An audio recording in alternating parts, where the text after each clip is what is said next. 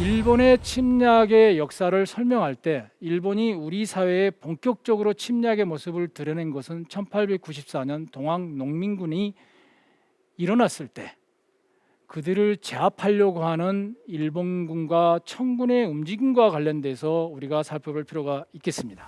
1894년 동학농민군은 1월 달에 고부보응기를 시작으로 1차 농민군의 움직임이 있었습니다. 일본군과 청군의 움직임과 맞물려서 5월 달에 전주하약을 통해서 정부군과 농민군이 타협을 하면서 일단 농민군의 움직임은 중지되었습니다. 자, 이 틈에 일본과 청이 군대를 보내서 조선에서 움직이기 시작했습니다. 조선이라는 곳을 자신들의 이권에 내지는 정치적 영향력의 한 영역에 놓고자 각자 움직였던 거죠. 자, 이렇게 되자 동학농민군은 다시 재차 움직임을 보이기 시작합니다. 1894년 7월에 이런 움직임에 일본이 선제적인 매우 적극적이고 공세적인 조치를 취합니다. 그게 여러분이 아시는 경복궁을 점령하는 사건이죠. 그리고 충청남도 아산과 풍도에서 일본군과 청의 해군, 육군이 전투를 시작합니다. 청일전쟁의 시작은 이때부터라고 보시면 될 것 같습니다. 일본군이 경복궁을 점령한 가장 중요한 이유는 본국에서의 보급로, 본국으로부터의 협조를 대한해협이라는 바다를 건너야 했기 때문에 그런 불리함을 만회하고자 조선의 왕실을 틀어잡고 조선으로부터 전쟁의 협조를 얻고자 했던 것이죠. 1894년 8월 1일 날 일본군이 청에게 전쟁을 선포하면서 청일전쟁은 공식적인 시작이 됩니다. 동학농민군이 이 상황을 주시하다가 9월에 다시 제2차 농민군의 봉기가 일어납니다. 9월에 일어난 농민군은 공주 일대로부터 시작해서 북상을 합니다. 그 과정에서 우금치 전투를 치루어서 일본군한테 패배를 하고 또 12월에 동학농민군의 지도자인 전봉준이 체포되면서 동학농민군이 일본군에게 조직적인 저항의 힘을 상실하죠. 그렇다고 해서 농민군의 움직임이 완전히 끝났느냐? 그건 아니었다라는 겁니다. 1894년 12월 1월 즈음에 남쪽 지방에서의 동학농민군이 매우 활발하게 움직이기 시작합니다. 충청도는 충청도대로, 전라도는 전라도대로. 자, 이때 일본군 전쟁 지도부가 생각할 때 가장 고민에 쌓였던 건 뭐냐 하면 농민군의 잔존 세력이 북상을 해서 러시아와 결합해서 러시아가 이 전쟁에 개입할 수 있는 명분을 주면 어떻게 하느냐라는 걸 우려했던 것이 가장 큰 우려사항이었습니다. 그래서 일본군은 이 사태를 좌시할 수 없다고 생각을 했습니다. 근데 우리가 여기서 놓치지 말아야 될 거는 1894년 12월이나 이듬해 1월부터의 충청도나 전라도 지역, 경상도 지역에서 농민군의 잔존 세력들이 계속 지역을 장악하고 관군과 전투하고 일본군과 전투하는 이 행위는 단순하게 농민군의 저항으로만 볼 수 없다는 겁니다. 왜? 10월달 이후에 일본군과 청군의 전투의 핵심 전장은 만주 지역이었습니다. 한반도를 벗어났지만 여전히 청일전쟁의 와중에 있었던 거죠. 일본군의 입장에서는 후방의 안전성이 무엇보다 중요했습니다. 따라서 농민군의 잔존 세력을 섬멸하지 않는다면 본토로부터 이어지는 긴 보급로의 안정성의 확보에 문제가 생길 수 있다. 첫째는 다시 말하자면 이 전쟁의 승패와 관련해서 보급, 군수기지 기능으로서의 한반도의 역할이 크게 약화될 수 있겠구나라고 우려를 하는 거죠. 이걸 어떤 형태로든 막아야 했고 전쟁이 끝난 이후에 조선에 대한 정치적 영향력과 확보의 차원에서도 이런 무장한 반일본 세력을 정리할 필요가 있었던 거죠. 그래서 후방의 안정화를 위해서 특별한 부대를 편성합니다. 특히 독립후비 제19대대라는 부대를 특별히 편성합니다. 이 부대는 지도에 나와 있듯이 동로, 중로, 서로라는 세 가지 길로 해서 충청도와 경상도에 있는 다른 독립후비 대대까지 전라도 방향으로 집중되어 가고 있음을 여러분이 지도에서 보시면 아실 수 있어요. 특히 그 부대들이 전라도 가운데서도 전라남도의 남서해안 방향, 목포 쪽 방향으로 부대가 이동하고 있음을 알 수 있습니다. 이거는 뭐냐 하면 동학농민군을 남서해안 방향으로 몰아간다라는 작전 계획의 일환이었던 거죠. 계속 지시를 하는 거예요. 현장에다가 향후 체포하면 모조리 살육해버려라. 체포도 필요 없다. 그냥 살육해라. 심지어 충남의 홍주 전투에서 한 일본군 병사가 자신의 형에게 썼던 편지의 내용이 당시 신문에 보도가 됐는데, 자신이 기관총으로 농민군을 향해서 총을 발사했을 때 백발백중이었다. 정말 유쾌함을 느꼈다라고 말할 정도였습니다. 이거는 인간이 인간을 죽인 데서 오는 감정의 영역을 넘어서는 행위예요. 이게 흔히 이야기하는 제노사이드 상태에서의 사람의 모습을 가장 내면을 잘 드러낸 표현이 아닐까 싶습니다. 독립후비 제19대대는 목포 쪽 방향의 전라남도의 남서해안 방향으로 동학농민군을 모으는 과정에서 철저하게 살육을 진행했던 것입니다. 이렇게 농민군을 남서해안으로 모으는 과정에서 결정적인 고비가 바로 장흥 전투입니다. 지금 화면에 나와 있는 이 장소는 장흥군에 있는 석대들이라는 곳입니다. 이곳에서 전라도 지역에 집결했던 농민군과 일본군 독립후비 제19대대와의 결전이 벌어집니다. 이 결전의 와중에 동학농민군이 거의 3만여 명이 죽습니다. 그리고 그때 남은 또 다른 농민군은 무안, 목표, 해안간 쪽으로 계속 이동하는 거죠. 그래서 일본은 전라도 남서해안 지방에 섬이 많지 않습니까? 동학농민군이 혹시 이쪽에 숨어들을까 봐 해안가 쪽에 함정을 배치해서 또한 농민군을 포위하는 작전을 펼치기도 합니다. 석대들에서 시작되어진 농민군 잔존 세력들의 와해가 결과적으로 동학농민군의 조직적 저항을 무너뜨리는 일본의 군사적 목적이 달성한 결과로 이어지게 되는 것이죠. 아시다시피 1894년 4월 시모노세키 조약, 중국의 한자음으로는 마관 조약을 끝으로 청일전쟁은 일본의 승리로 끝났습니다. 일본이 이 전쟁의 와중에 2억량이 넘는 배상금을 받습니다. 그 돈의 쓰임새를 보니까 83% 이상의 돈을 군사비로 쓰고 있습니다. 그 군사비의 대부분은 해군 전력 강화에 쓰게 됩니다. 일본은 왜 해군 전력 강화에 썼느냐라는 겁니다. 이 전쟁이 끝났을 때 시모노세키 조약, 즉 마관 조약에서 체결된 내용 중에 중요한 내용 중에 하나가 어떤 게 있었냐면, 여순 대련 지역의 일대를 일본이 전쟁의 배상금으로 받는 내용이 들어 있었어요. 이렇게 되자 이거에 대해서 가장 위협을 느낀 나라가 러시아입니다.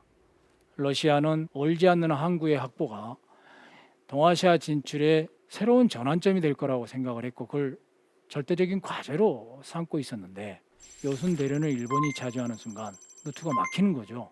그래서 러시아가 독일하고 프랑스를 동원해서 이 조항은 동양의 평화에 위협하는 조항이다, 이건 말이 안 된다 라고 외교적 압력을 넣기 시작합니다. 세 나라가 외교적 압력을 넣자 일본이 이 조항을 포기를 해요. 포기하는 대신에 3천만 냥을 배상금으로 받습니다. 물론 청은 3천만 냥을 낼 돈이 없어서 그것조차도 차관으로 돈을 빌려서 배상금을 갚습니다. 대련이라는 위치는 한반도하고도 무척 가깝습니다. 중국의 베이징하고도 무척 가깝습니다. 이곳을 차지한다는 것은 서해에서의 제해권뿐만 아니라 한반도와 중국 대륙, 만주로 진출하는 것은 당연한 거고, 본토까지도 동시에 군사적으로 제압할 수 있거나 군사적인 노림수를 가질 수 있는 거점이라는 거예요. 그래서 러시아가 철저하게 반대를 했고, 결과적으로 러시아의 영향력대로 이건 다시 중국으로 돌아갑니다. 물론 1900년대에 들어와서 러시아가 이 지역을 조차를 해서 개발을 하기 시작하기도 합니다. 시모노세키 조약이 체결된 뒤 6일 만에 러시아가 주동이 되어서 프랑스와 독일이 도움을 줘서 이걸 반환했지 않습니까? 6일 만이에요. 흔히 이야기하는 조약문의 잉크도 마르기 전에 조약문이 일부가 훼손된 거죠. 일본으로서는 엄청 자존심이 상하겠죠. 그래서 일본 사회에서는 당시에 이것과 관련해서 유행하던 한자성어가 있었습니다. 와, 신, 상, 담. 쉽게 이야기하면 너 두고 보자 이거지. 너 나중에 보자. 가만히 있지 않겠다. 반드시 복수한다. 실제 일본군이 받은 배상금의 상당수를 군사 예산으로 썼다고 말씀드렸죠. 군사 예산으로 쓴 예산의 상당수는 해군 전력 강화로 쓴 이유는 앞으로 한반도 문제와 관련해서, 만주 문제와 관련해서 우리의 라이벌은 러시아다라는 것을 알고 있었기 때문에 거기에 대비한 차원에서 전쟁의 배상금을 그렇게 많이 썼던 겁니다. 자, 청일전쟁의 결과 한반도에 대한 영향력에서 전통적인 화해 질서 속에서 조선에 대해서 우월권을 주장해왔던 청이, 대륙에 있는 권력이 한반도에서 물러났습니다. 삼국 간섭으로 인해서 일본과 러시아가 한반도를 둘러싸고 내가 주인이다라고 서로 이야기하는 경쟁의 시대가 벌어지기 시작합니다. 그리고 그 경쟁의 시대의 결과물이 러일 전쟁이 되겠습니다. 러일 전쟁은 일본과 러시아 간의 전쟁이지만 사실은 청일 전쟁과는 조금 다른 측면이 있습니다. 러일 전쟁을 흔히 제국주의 간의 전쟁의 대리 전쟁의 성격을 갖고 있다라고 또 이야기를 합니다. 지금 화면에 나와 있는 만평 그림에서 여러분 보시면 금방 이해하실 수 있을 겁니다. 일본 뒤에 두 나라가 있습니다. 영국이고 미국입니다. 일본의 뒤에서 일본을 응원했던 나라는 영국과 미국이었다고 보시면 될 것 같습니다. 러시아 뒤에는 아무도 없죠. 사실은 그 당시에는 10여 년 전에 삼국 간섭 때 나를 도와줬던, 나를 응원했던 독일과 프랑스가 러시아 뒤에 있지는 않았습니다. 그렇다고 해서 독일과 프랑스가 러시아 지기를 바라지는 않았어요. 프랑스와 독일이 일본 편이 아니었습니다. 그럼에도 불구하고 이 전쟁이 빨리 끝나고 러시아가 유럽으로 다시 외교 정책에 힘을 실었으면 하는 바람이 두 나라에겐 동시에 있었습니다. 자, 러시아를 상대로 한 일본의 뒤에 미국과 영국이 있는 이 전쟁, 러일 전쟁은 우리의 입장에서는 한반도에 대한 열강의 이해 가운데 경제적 이해를 제외하고 경제적 이해에 더하기 군사적 이해, 정치적 이해까지 동시에 관심을 갖고 그거를 실현하려고 하는 마지막 남은 두 나라, 일본과 러시아 간의 전쟁이 러일 전쟁입니다. 이 전쟁은 결과적으로 러시아가 패배하고 일본이 승리하는 걸로 갔었죠. 이렇게 되면서 한반도에 대한 경제적 이해에다가 정치 군사적 이해까지 다 갖는 유일한 나라인 일본이 한반도에서의 독점적 영향력을 행사할 수 있는 중요한 발표안이 마련되는 것입니다. 러일 전쟁은 한반도에서 시작되었습니다. 청일 전쟁이 풍도라는 섬하고 아산이라는 땅에서부터 청과 일이 전쟁이 시작되었듯이 러일 전쟁도 인천항에서 일본 해군이 당시 정박 중에 있던 러시아 함대를 인천 앞바다로 끌어내서 포격하면서 시작되었습니다. 동시에 미순이라는 항구에 정박 중이던 러시아 함대에 대한 포격을 하기 시작합니다. 일본이 판단할 때 인천을 장악하고 인천과 지근거리에 있는 대한제국의 수도인 한성을 장악하는 게 청일전쟁 때처럼 보급로와 지원 시스템을 갖추는데 매우 유리하다라는 거. 그래서 조선을 완전히 자신의 전쟁 후원 세력으로 만들어버려야 된다는 거. 이것은 청일전쟁 때 경험한 상황 아닙니까? 그래서 인천에서의 전쟁을 시작하는 거고요. 미순에 대해 전쟁은 당시에 미순 대련 지역을 신도시로 개발하고 있던 러시아가 여순이라는 곳에 러시아 해군을 정박시키고 배들을 정박시키고 있었기 때문에 거기를 차단한다면, 그것을 차단할 뿐만 아니라 차지한다면 러일 전쟁에서 매우 유리한 고지를 점령할 거라고 생각하는 거죠. 그래서 동시에 두 군데를 공격을 했고 계획대로 인천 지역은 바로 장악을 했고 이어서 바로 한성으로 들어와서 한일 의정서를 바탕으로 전쟁의 협조를 끌어내죠. 리수는 그렇게 생각만큼 되지 않았습니다. 러시아도 만만치 않게 준비하고 있었거든요. 리순의 공방전이 치러지는 그 시점이 조선에서는 러시아군과 일본의 군대가 전쟁하는 그 시점 이후에 러시아군은 바로 조선에서 물러나게 됩니다. 크게 전력을 투구하지 않아요. 오히려 만주에다가 군사 역량을 집중하려고 하는 거죠. 그래서 사실은 1904년 2월에 전쟁이 시작되어서 3개월 만에 두만강과 압록강 넘어 만주가 러일 전쟁의 주전장이 됩니다. 자, 조선은 일본에게 어떤 곳이었을까요? 주전장이 아닙니다. 그러면 이곳은 앞으로 러일 전쟁의 수행의 과정에서 일본 본토와의 연락에 중요한 중간 거점이 되어지는 거고 전쟁 물자를 제공하는 보급 군수기지의 역할을 해야 되는 것이 아니겠습니까? 이런 과정에서 일본에게 절실하게 필요했던 것이 바로 한반도에서의 장악이죠. 사실은 1904년 2월 러일 전쟁이 일어나는 직후에 일본 정부는 한국 주차군 사령부라는 지휘부를 동경에서 편성해서 3월 달에 서울로 보냅니다. 이 한국 주차군 사령부가 한반도에서의 관리의 임무를 맡고 있었던 거죠. 그런데 5월 달에 압록강과 두만강을 주전장이 넘어갔다고 말씀드렸잖아요. 자, 이렇게 되니까 군수기지로서의 역할, 중간 거점으로서의 역할이 매우 중요했겠죠. 그래서 한국 주차군 사령관의 지위를 소장에서 대장으로 올립니다.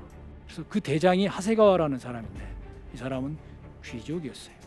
그만큼 지위가 높은 사람을 조선에 두어서 이 전장의 후방을 관리했다라는 겁니다.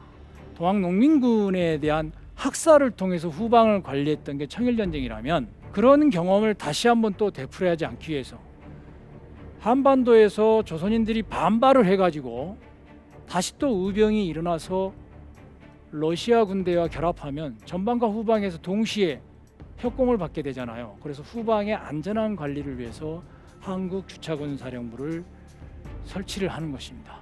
그게 청일전쟁 때와 또 다른 일본의 군사적 대응이라고 보시면 될 것 같습니다. 중간 거점으로서의 한반도가 또한 중요했던 또 다른 이유는 본토에서 주전장인 만주까지 빠른 연락의 유일한 방법은 당시에는 무선이었습니다. 전신선의 관리가 절대적으로 필요했죠. 당시에 일본군 전신선은 한반도의 섬과 섬을 연결하는 바다를 통해서 만주로 가는 전신선하고 조선의 내륙을 통해서 가는 전신선 두 가지 종류가 있었습니다. 이러한 전신선을 안정되게 관리할 필요가 있었습니다.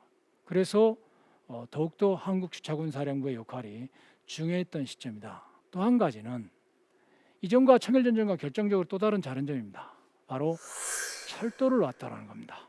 부산에서 한성까지 1905년 1월 1일 날 선을 연결을 완성을 합니다. 전쟁의 와중이었을 때 완성을 합니다. 동시에 전쟁의 와중인 1904년 3월, 그러니까 러일 전쟁 일한 한 달 뒤에 지금의 용산에서 압록강 바로 앞에 있는 신의주까지 경의선 철도를 공사를 시작합니다. 그래서 일단은 용산에서 개성까지 철로 공사를 시작합니다. 전쟁의 와중에.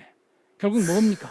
최단 거리로 가장 많은 사람과 물자를 만주로 공급해 나간다라는 군사적 목적을 달성하기 위해서 두 개의 철도를 건설을 했던 겁니다. 화면에 나와 있는 이 사진은 바로 그러한 경부철도의 기공식을 기념하는 사진입니다. 그 기공식에 주차군 사령관의 사진이 들어있음을 알 수 있습니다.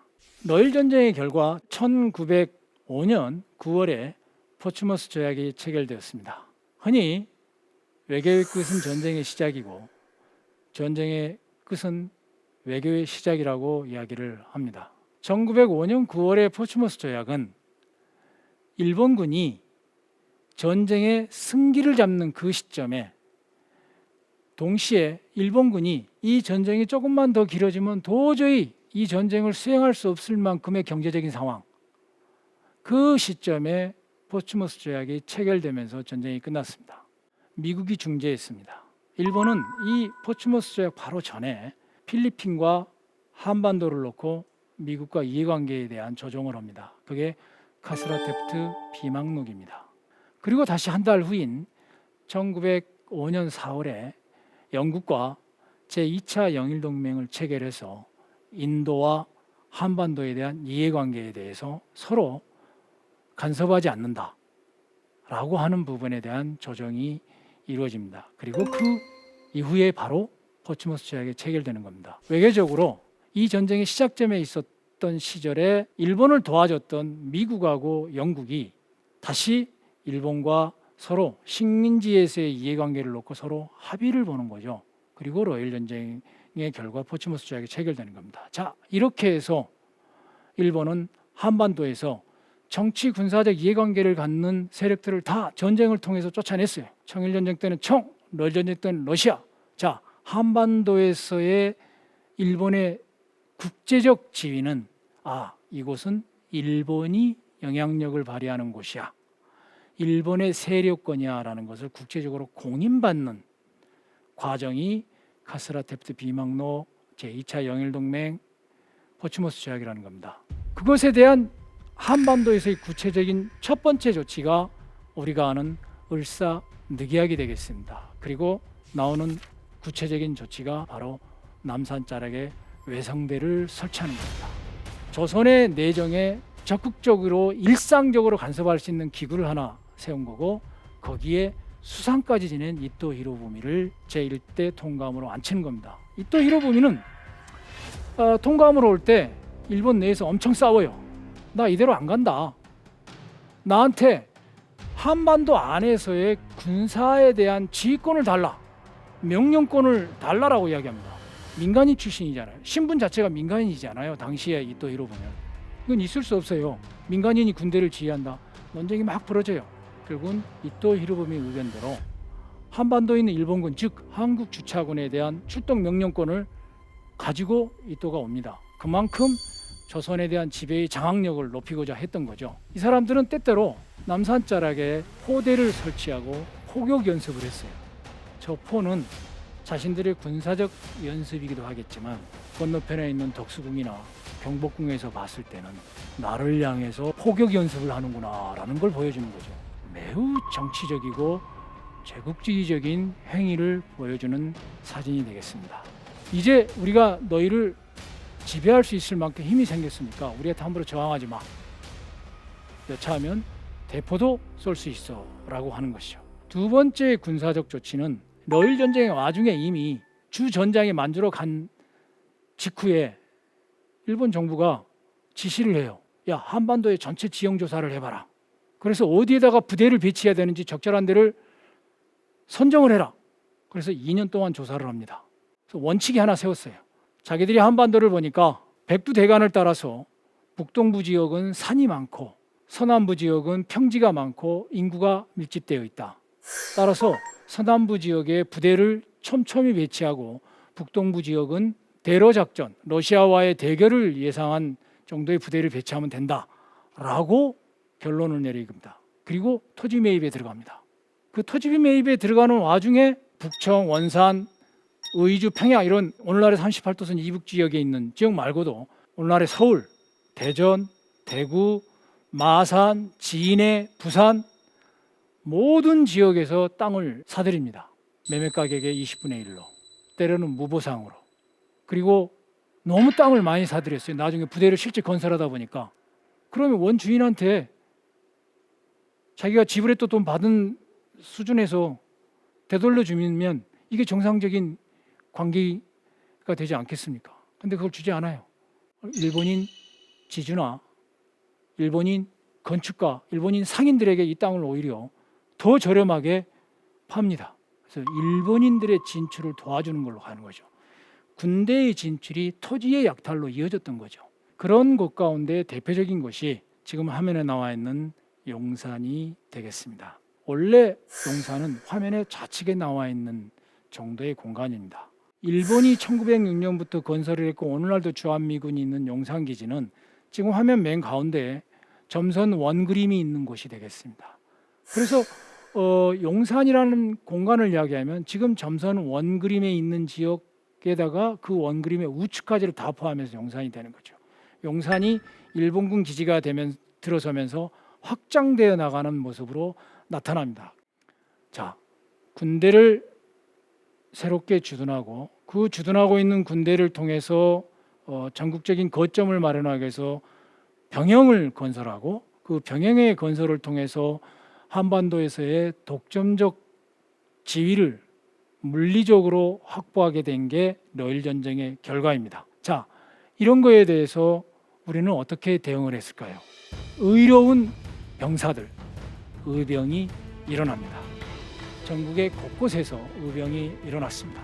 이렇게 곳곳에서 일어난 의병들 가운데 지금 지도에서 특히 이 의병들이 주로 많이 일어난 지역이 좌측으로 보면 홍주, 즉 충청남도 지역지로부터 우측에 보면 안동, 영덕이죠. 우리가 흔히 이야기하는 중부지방 쪽이죠. 그리고 그 위쪽으로는 황해도 남쪽이고 강원도와 인접해 있는 경기도 지역이죠. 자, 한반도를 남부, 중부, 북부로 나누면 중부지방 쪽에서 의병이 많이 일어났다라고 보시면 될 것 같습니다. 이렇게 많이 일어난 의병에 대해서 일본군은 어떤 대응 조치를 취했느냐라는 거예요. 지금 지도에 나와 있는 일본군 부대가 주로 중부지방에 집중적으로 배치되어 있음을 알 수 있습니다. 1908년 시점입니다. 1907년 7월에 군대가 해산한 직후에 의병이 가을부터 활발하게 일어났으니까 그에 대한 대응으로 나타나는 배치의 방식이 이렇게 나타났다라는 겁니다. 일본이 이렇게 무력으로 의병을 제압하려고 하는 이 와중에 나타났던 일본의 진압 방식의 중요한 특징 중에 하나가 뭐냐라는 겁니다. 한마디로 이야기하면 초토화 전술입니다. 지금 화면에 나와 있는 저 장소는 마을 자체가 집이 몇 채가 없어요. 다 불살라져 버렸죠. 저렇게 불살라진 상태라면 사람들의 목숨이 온전했겠습니까? 당시 일본군 스스로가 초원읍의 주민을 주살하고 모든 부락을 태워버렸다라고 말하면서 가리킨 게 충청북도 제천이었습니다. 바로 저 사례인 거죠. 이러한 초토화 전술로 의병을 진압하는 작전을 벌였던 것이죠. 이런 안팎의 걸림돌에 대한 정지 자국을 마친 일본은 이듬해 8월에 용산 지역에 군대를 긴급하게 출동시키고 본토에서 헌병도 1000명을 데려와서 전국에 배치하고 군대도 추가 보장하고 용산에 있는 주둔하고 있는 군인들에게 외출해박 삼가 모두가 다 긴장을 하고 대기하거라 이렇게 해서 대기한 상태에서 강제로 조선을 식민지로 만드는 겁니다. 그래서 일본은 이제 조선을 식민지로 삼는 작업을 본격적으로 1910년 8월 이후에 실시합니다.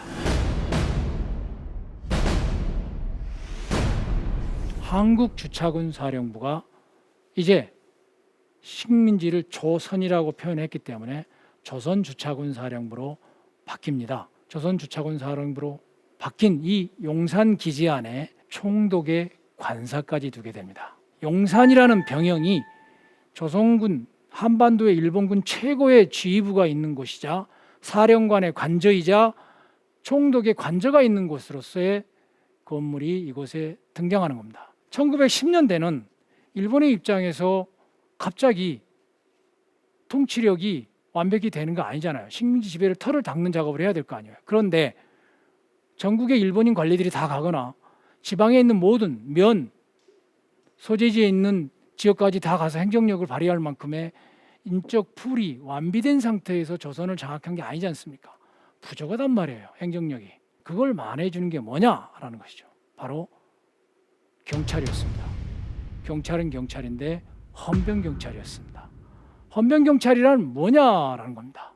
화면에 나와 있는 헌병경찰은 여러분 보시면 복장이 두 가지가 있음을 알 수 있어요. 군인의 복장과 그냥 일반 경찰의 복장이 섞여서 서로 같이 사진을 찍고 있습니다. 근데 공통점은 어느 쪽이든 다 칼을 차고 있다는 사실이에요. 무단의 상징이죠. 칼을 찼으니까. 그런데 제가 여러분한테 더 주목하게 봐달라고 말씀을 드리고 싶은 것은 저 건물에 있는 팻말입니다.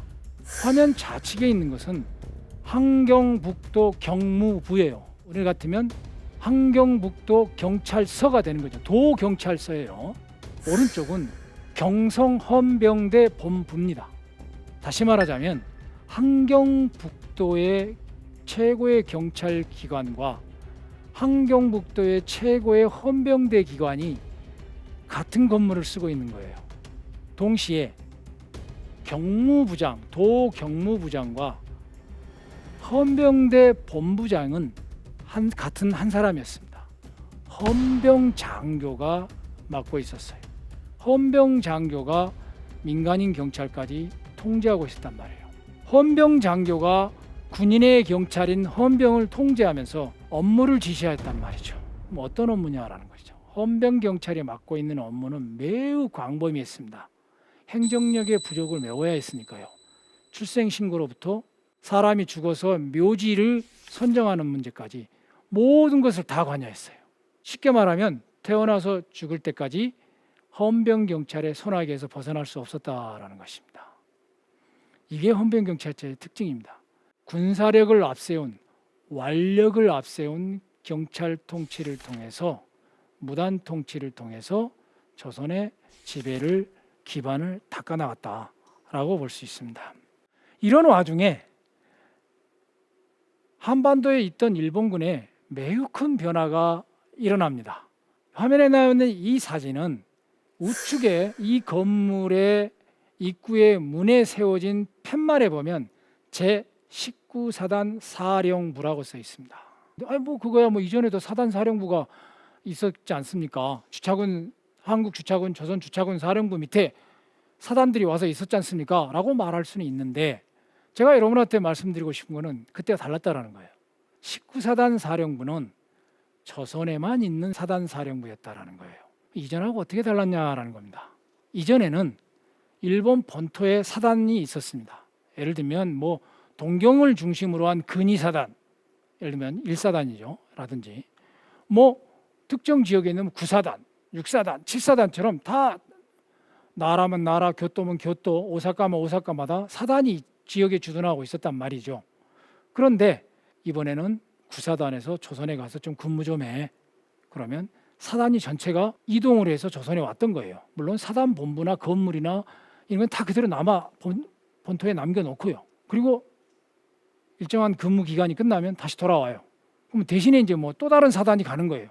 이렇게 1년에서 2년, 마지막에 제도로 정리된 게 2년마다 바꾼다라는 거였는데, 파견 근무 형태로 부대가 이동하고 있었습니다.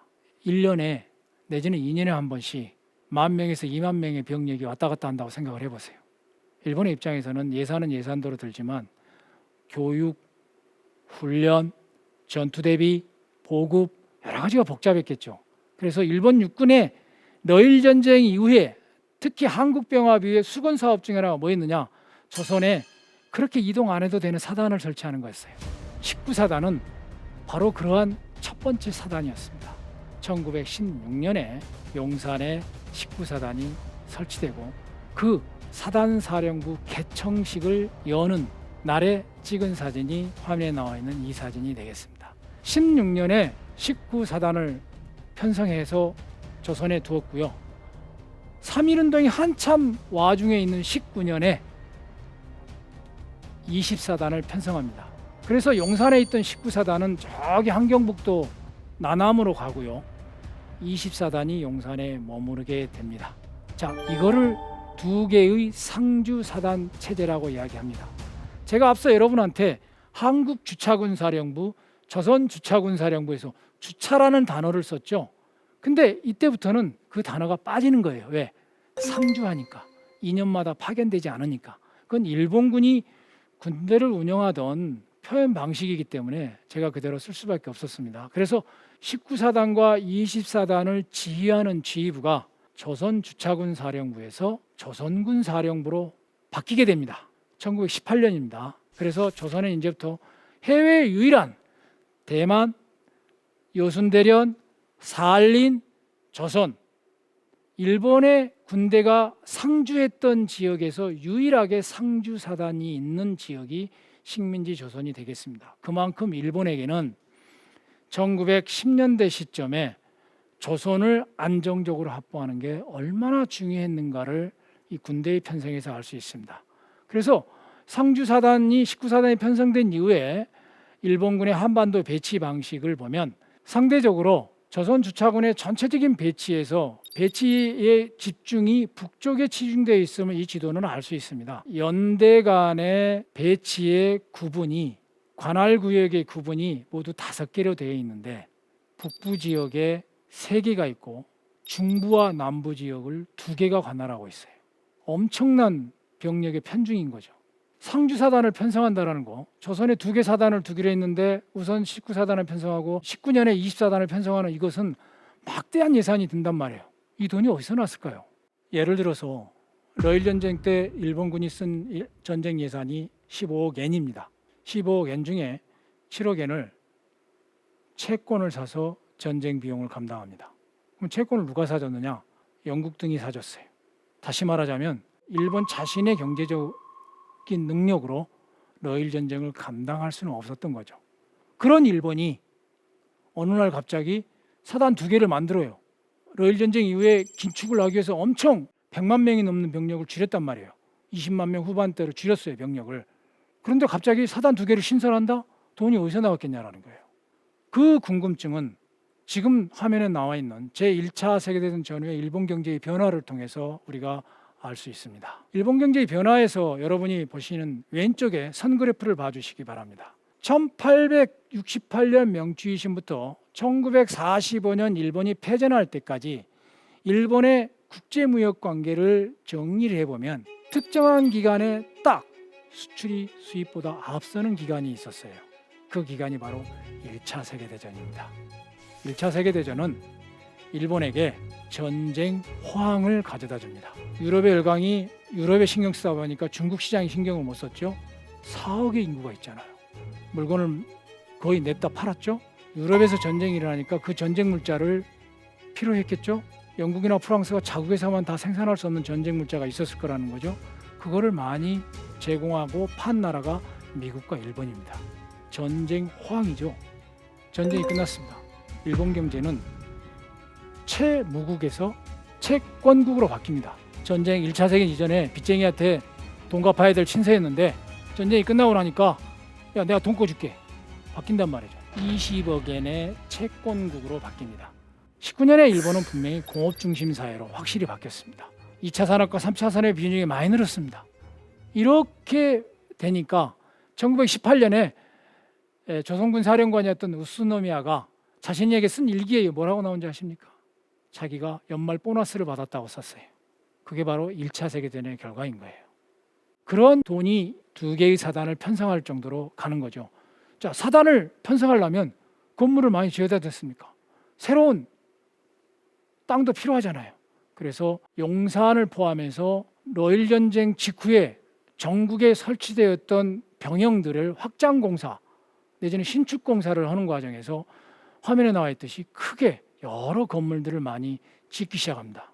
그 대표적인 곳 중에 하나가 용산이 되겠습니다.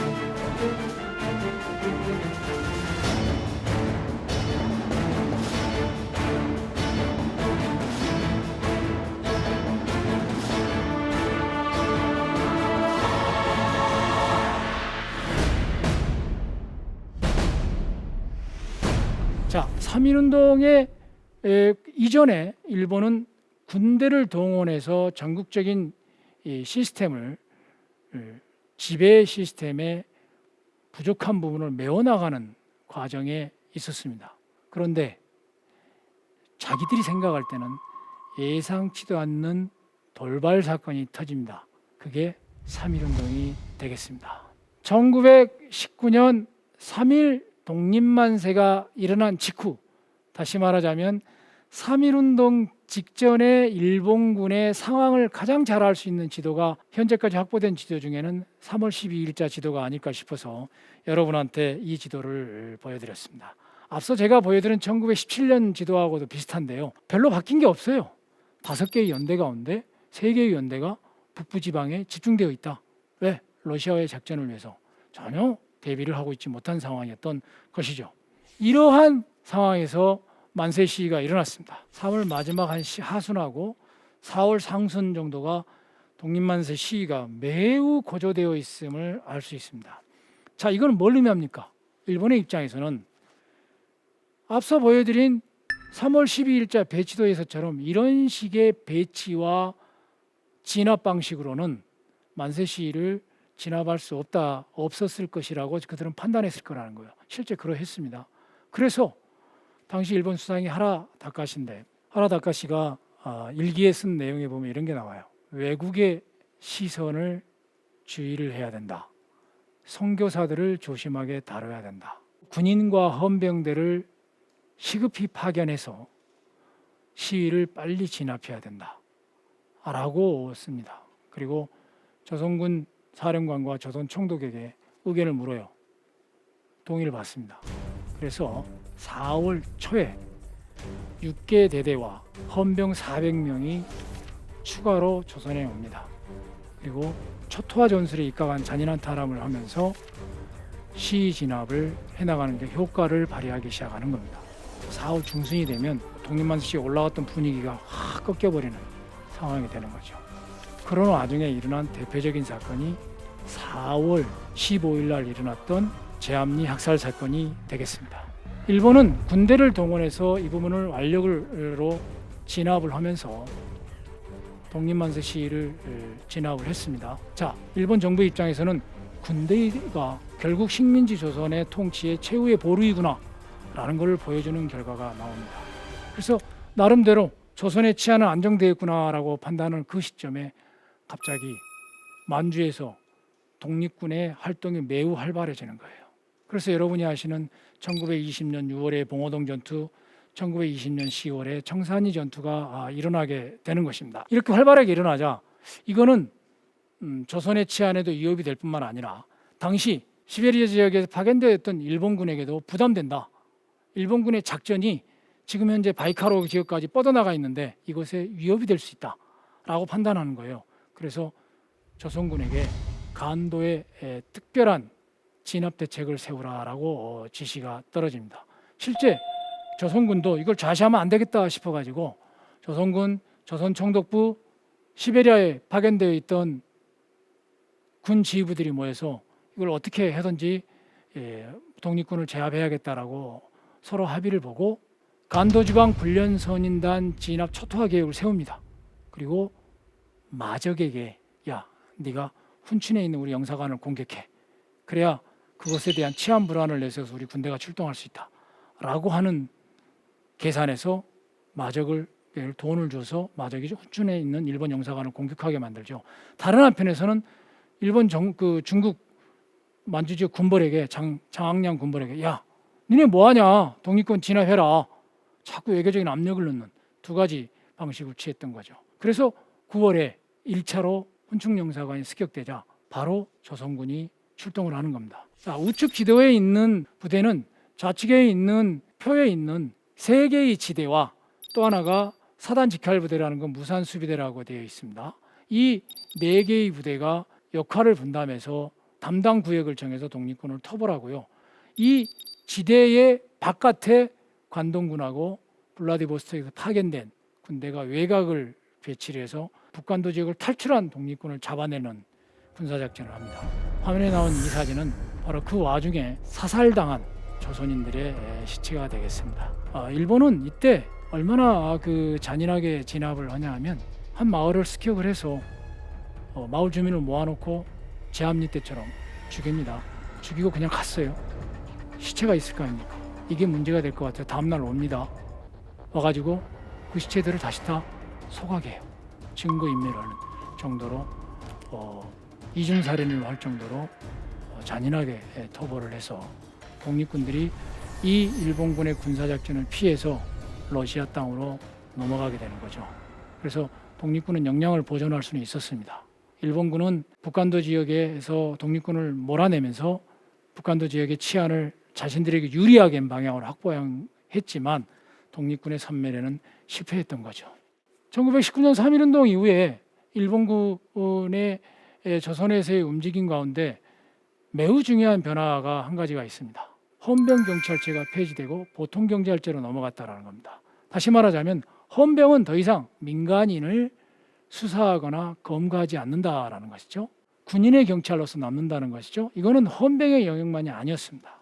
군인 자신이 식민지 통치에 직접적이고 전면적으로 드러내놓고 활동하지 않는 방향으로 조정이 됩니다. 쉽게 말하면 국방의 임무만 담당하는 방향으로 가는 거죠. 국방의 임무만 담당하는 방향으로 가는 이 엄청난 변화에서 조선군이 가장 신경을 썼던 게 뭐냐? 압록강과 두만강의 국경 경비였습니다. 독립군이나 마적이 강을 건너서 오지 못하도록 하는 거였어요. 치안을 확보하는 거였겠죠.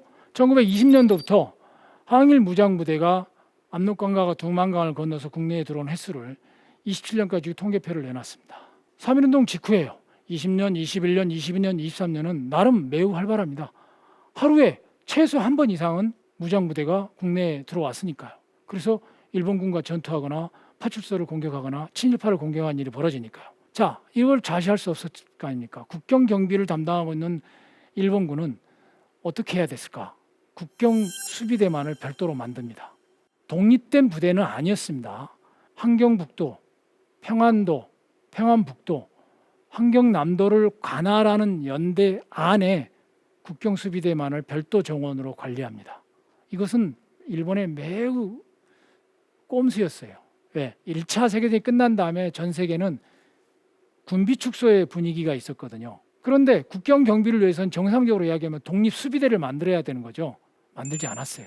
부대를 하나 새로 만든다는 것은 그 흐름에 역행되어지는 거고, 그건 열강에 의해서, 서구 열강에 의해서 간섭받을 수 있는 사항이기 때문에, 그래서 연대 안에다 국경수비대를 만들었습니다. 그래서 국경수비대를 압록강과 동항부에는 적극적으로 배치하는 움직임을 보였습니다. 또 하나가 국경수비대 배치만으로는 쉽지 않아요. 왜? 직접 만주로 이제는 가기가 더 부담스러우니까. 그래서 중국 정부에게 요구를 합니다. 우리가 지명하면 네가 잡아주라. 그럼 우리 안 넘어갈게. 우리 국경 안 넘어갈게. 이렇게 되는 거죠. 그래서 중국의 입장에서는 주권에 대한 침해 내지는 일본과의 외교적 마찰을 다 줄일 수 있지 않습니까? 그래서 그럼 그렇게 하마 해서 맺어진 조약이 삼시협정입니다. 그래서 앞서 내 표에 보시면 1924년을 고비로 갑자기 국내 진격 횟수가 확 줄어듦을 알 수 있어요. 이게 국경 수비의 강화와 삼시협정이라는 미스야 협정이라는 협정의 효과로 나타나는 겁니다. 조선에 있는 일본군의 제1의 임무가 일본 육군의 제국 국방방침에 표시되어 있던 제1의 적이 러시아군이었으니까 소련군에 대한 대비를 위한 군대로서의 조선군의 임무에 충실하는 방향으로 조선군의 위치가 1920년대로 가면서 정리되어진다라고 보시면 될 것 같습니다. 군대를 앞세운 침략과 학살 행위는 일본의 침략 방식이었습니다.